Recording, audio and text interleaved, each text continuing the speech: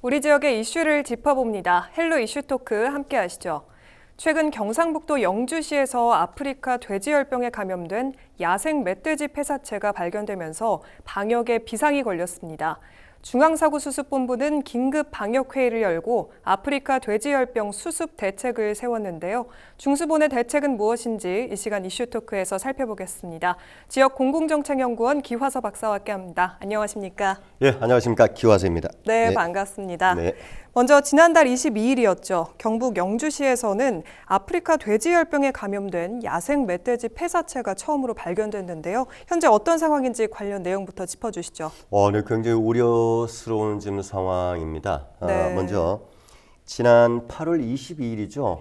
영주의 그 소백산 국립공원이 있거든요. 네. 소백산 국립공원 경계 500m 안쪽 정도에서 그야말로 이제 멧돼지도 이제 이 태어나서부터의 몇 월령, 몇 개월이냐, 몇 년이냐 이게 있거든요. 네. 보통 이제 3개월령 정도 되는 이 폐사체, 그러니까 아프리카 돼지 열병 양성 확진이 된 폐사체가 지금 두 마리가 이제 발견이 된 것에서 시작이 되었습니다. 네. 그리고 그 이전에 이미 7월달에 이 영주와 비교적 가까운 인접지역이 그 충북 단양군입니다. 단양군의 영충면이라고 하는 곳에서도 이미 폐사체 두 마리가 확진이 된 것이 발견되거든요. 네. 그러니까 보통 이제 아프리카 돼지 열병 사고 중앙사고 수습본부라고 이제 중수본이라고 있습니다. 우리가 네. 이제 지금 코로나 관련과는 또 다른 이제 동물 방역과 관련돼서 있는데 아프리카 돼지열사병 영어로 보통 줄여서 우리 이제 ASF 중앙사고수습본부라고 그래요. 네. 여기서 지금 이제 긴급 방역 회의를 열어서 점검을 하고 있습니다.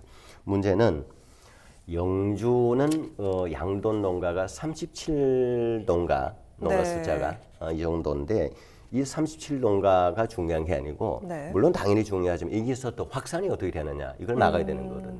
그러면 이 영주와 인접한 것이 바로 이제 강원도 영월. 네. 그 다음에 이제 충북 단양, 네. 그 다음에 이제 경북, 봉화, 그 다음에 여기 안동, 예천 이 일대거든요. 이런 곳에 양돈 농가가 103가구가 있습니다. 막 훨씬 많죠. 네. 그래서 중수본, 그러니까 아프리카 돼지 열사병 중앙사고수습본부 약칭 중수본에서도 더 이상 이것이 확산되지 않도록 정말 막는 것이 최대 지금 이 핵심 사안이죠. 네. 그리고 이게 문제가 뭐냐면요. 이게 영주와 그 다음에 또 조금 내려오면 상주 이렇게 쭉 연결이 되잖아요. 네. 이렇게 되다 보니까 이 도로들이 굉장히 많이 지금 잘 돼 있다 보니까 이 도로 중심으로 해서 울타리를 설치하거나 뭔가 방역을 보완을 해야 돼요. 그런데 이 넓은 곳을 어떻게 다 하느냐 이거죠. 특히 경상북도 전체 면적이 네. 우리 남한 전 국토 면적 19%입니다. 어. 이렇게 넓은 면적, 더구나 이 산악 지역을 어떻게 네. 일일이 다 하느냐. 그럼에도 불구하고 어쨌든 간에 환경부와 그리고 국립공원관리공단 그리고 각 지자체 합동 수색반을 편성을 해서 어쨌든 폐사체를 발견을 하고 폐사체가 발견이 되었으면은 멧돼지 폐사체가 발견되었으면 네. 아프리카 돼지열병에 확진이 됐느냐 안 되느냐 이거 점검해야 되고요. 그리고 가장 중요한 건 방금 영주시를 비롯해서 양돈 농가가 있잖아요. 네. 양돈 농가를 긴급 점검에 착수를 했습니다. 착수를 해서 경상북도 내에서도 인근 방금 얘기했던 안동, 예천, 영주 그리고 충북 단양 그리고 강원도 영월 네. 이 5개 시군 전체 양돈 농가 숫자 꽤 많아요. 네. 그 양돈 농가에서 사육되는 돼지만 해도 18만여 마리가 됩니다.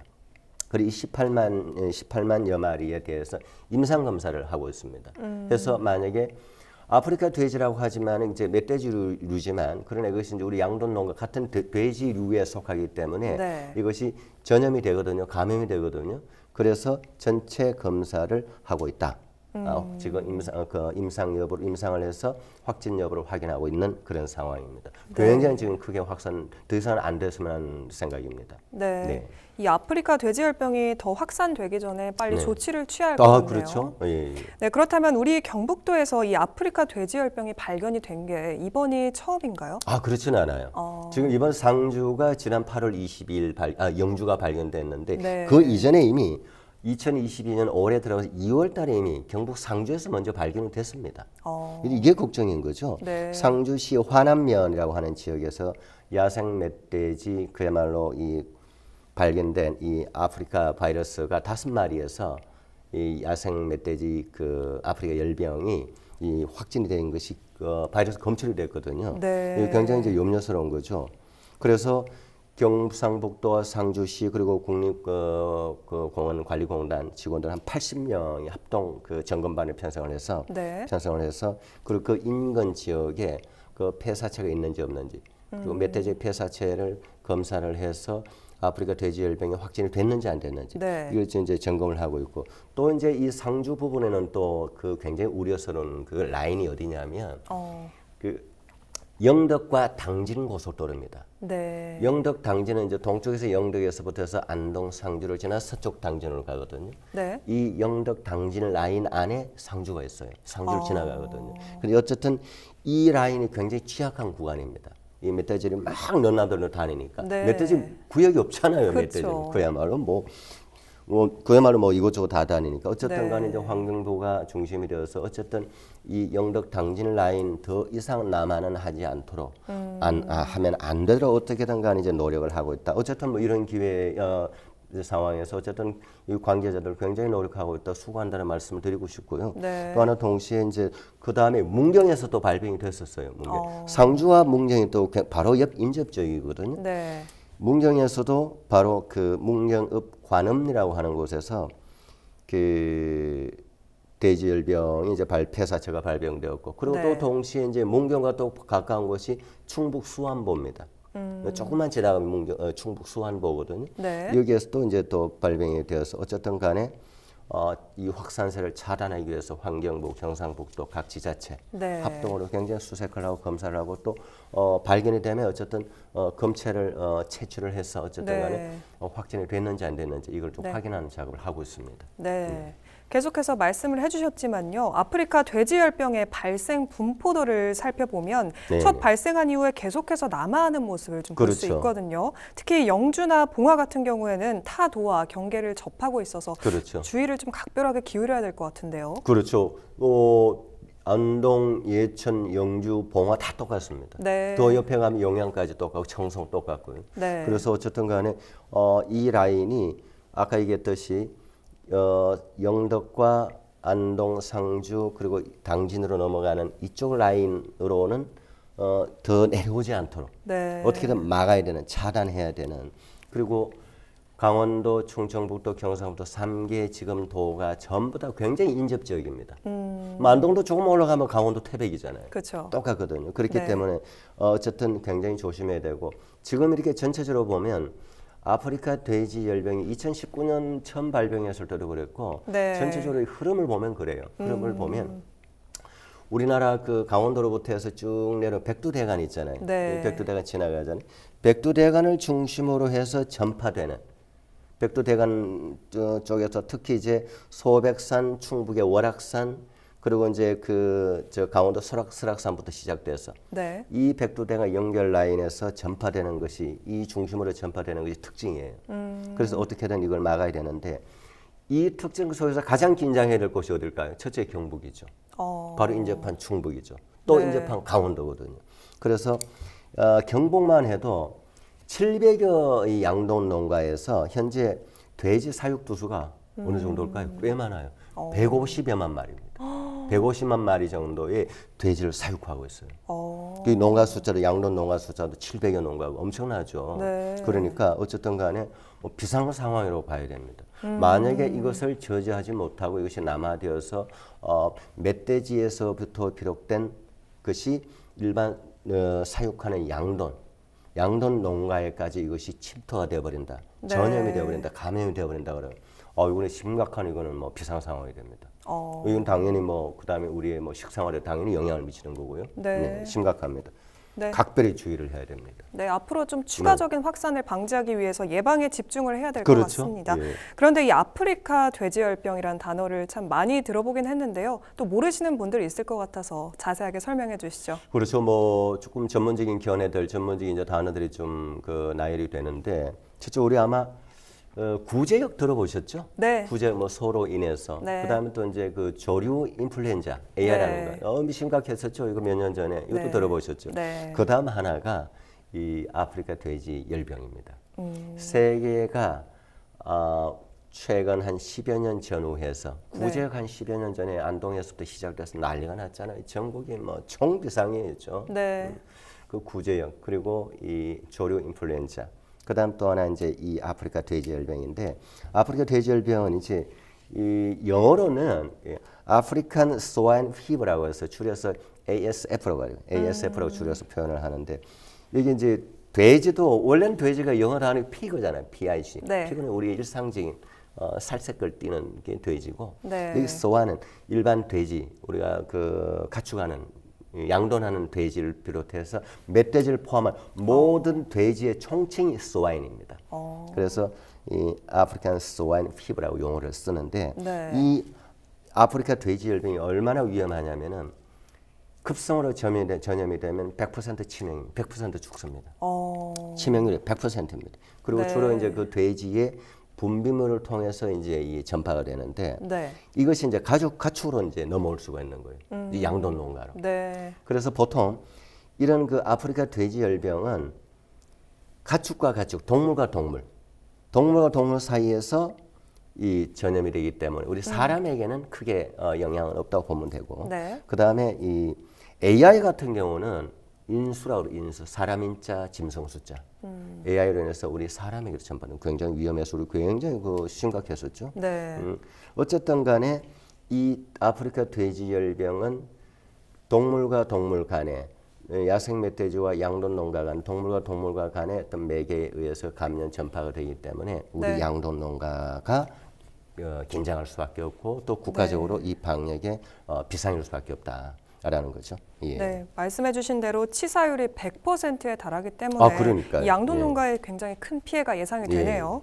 이에 따라서 이 아프리카 돼지열병, 조류 인플루엔자, 구제역과 관련해서 이 가축을 살처분한 농가에 지급하는 살처분 보상금 제도가 지금 개선이 되고 있다고요? 그렇죠. 이것은 이제 10여 년 전에 이제 그 구제역 때 굉장히 이제 그때부터 문제가 됐는데 어쨌든 간에 돼지상의 확산을 막기 위해서 살아있는 걸 처분하는 겁니다. 네. 굉장히 잔인하지만 어쩔 수 없어요.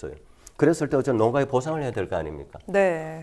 어쨌든 도축해서 그 농가 경제를 이루어가는 건데 그 이제 살처분을 이제 법적으로 하게 하면 그에 따라 이제 그 보상을 해야 되는데 핵심적인 살처분하게 된 당일날의 시세, 도축 시세를 중심으로 해서 그 배상을 해야 되고 보상을 하도록 되어 있는데 네. 이것이 이제 여러 가지 또 이제 동안 그 축산 관련된 협회에서 문제점을 많이 제기를 했습니다. 그 비용이 그 보상 그 인센티브 너무 좀 작다. 네. 그다음에 또 뭐 여러 가지 이제 이 제기를 많이 해서 정부가 이제 농축중앙부처가 올해 10월까지 전문가 그리고 이제 관련 단체 그리고 생산자 단체 이제 전체 의견 수렴을 해서 결정을 합니다. 하는데 대략은 이렇죠. 어쨌든 간에 그 보상은 어쨌든 조금 더 많이 하도록 노력은 하겠다. 네. 방향은 그래요. 그러나 방역과 관련된 지침을 준수하지 않는 상황에서 아는 상황에서 감염이 되거나 문제가 되면 책임져라. 라는 상황에서 이 보상 비용의 일정 비율 5%에서 많게는 한 80%까지 감축을 하겠다. 네. 빼겠다는 얘기죠. 네. 그러니까 이제 농가도 스스로 조심을 해달라. 그리고 농가 스스로도 노력을 해달라. 이런 기조로 가고 있습니다. 네. 피해 농가를 위한 보상 체계 하루빨리 마련이 돼야 될 것 같은데요. 그렇죠. 예. 한 가지만 더 살펴보겠습니다. 모든 양동장을 대상으로 하는 8대 방역시설 의무화가 10월부터 시행이 된다고 네네. 하네요. 자세하게 짚어주시죠. 네, 10월 1일부터 시행되고 있는 그 모든 양돈 농가의 8대 방역 시설 8가지를 얘기하는 거죠. 일단 네. 뭐 몇 가지 얘기하면 그렇습니다. 먼저 내부 울타리가 있어줘야 된다. 네. 두 번째 방역실이 별도로 있어줘야 된다. 그다음 또 하나 방충 시설 있어줘야 된다. 우리 이렇게 지나다 보면요, 좀 우후죽순인 거 보잖아요. 양돈 농가 보면 뭐 네. 적당한 울타리에서 적절하게 이렇게 좀 양돈되는 것도 많이 보는데 어쨌든 그런 네. 걸 좀 개선하고 그다음에 양돈 축사에서 나오는 폐기물 관리 시설도 있어줘야 된다. 네. 이런 것들이 어째 8가지 거예요. 이런 8가지를 의무적으로 모든 양돈 농가가 갖춰야 된다. 이런 내용입니다. 저는 이런 부분에 있어서는 물론 양돈 농가가 8가지 시설을 전부 다 한꺼번에 갖추는 거 많은 비용이 들겠죠. 네. 부담스럽겠죠. 그러나 이런 부분에 대해서 저는 준수를 해야 본인 스스로 농가도 지키는 것이고 또 확산을 막는 것이 혹시나 하는 상황에서도 네. 저는 좀 지켜줘야 되지 않느냐 생각을 하고 어쨌든 이런 상황에서 이제 정부는 전국적으로 양돈 농가에 이러한 것을 이제 좀 시설 보완을 위해서 650억 정도 규모의 방역 인프라 지원 사업을 실시를 하려고 준비를 하고 있습니다. 네. 이제 뭐 60% 정도 이제 보조를 해주고 국가가 네. 나머지 30%는 이제 그 융자를 알선해주고 10% 자부담을 한다든지 이런 식의 이제 8대 방역 시설 의무화에 따른 이제 지원 조치를 지금 강구 중입니다.